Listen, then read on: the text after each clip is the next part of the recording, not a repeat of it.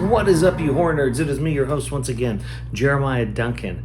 I'm bringing a movie to you from the vault of the late 70s that you definitely need to check out and see and have in your collection, because it is worth the watch, as grimy and dirty and fantastic as it is. I'm talking about the 1979 release of The Driller Killer.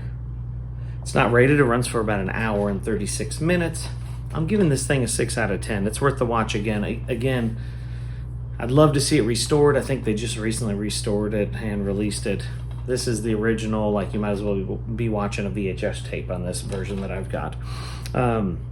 Super cool movie. If you haven't heard of this one, let me tell you about it, because it's definitely one you need in your collection. Manhattan artist Reno Miller, played by Janie Lane, which is actually Abel Ferrara, who directed it. Creates interesting canvases but behaves like a total psycho, confounding his live-in girlfriend Carol, played by Carolyn Marz, and her sleep-in girlfriend Pamela, played by Baybi Day. The rock band moves in next door, and Reno can't take the noise. Between it and the pressure from his gallery connection Dalton Briggs, played by Harry Schultz, Reno is starting to go over the edge. Then he sees a TV ad for a portable battery pack that would allow him to roam the streets with a power drill, drilling helpless, homeless men to death. The Driller Killer is a film that has developed quite a notoriety, that grew when it was banned in several countries. Even in the countries it wasn't banned, it was for many years unavailable on video, something that only served to increase its notoriety.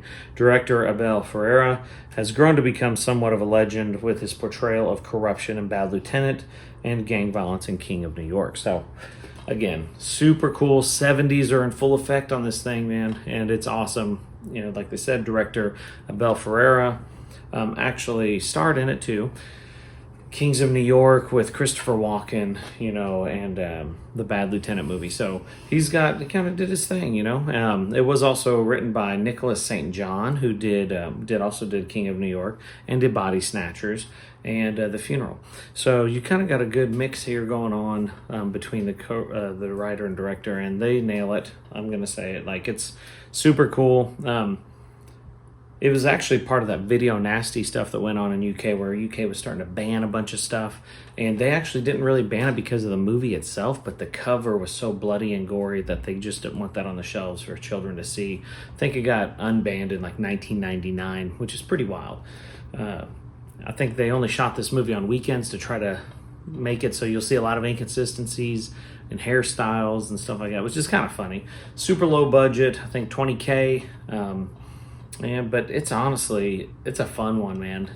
Super cool, like special effects and practical special effects with the drill and just the way that they did them, and they look fantastic. It's a must-have for any collectors. 6 out of 10, great film, Driller Killer. Check it out. If you've seen it, comment below. I'd love to hear your thoughts. Like, subscribe, hit the death bell for notifications. I got more coming to you. Stick around.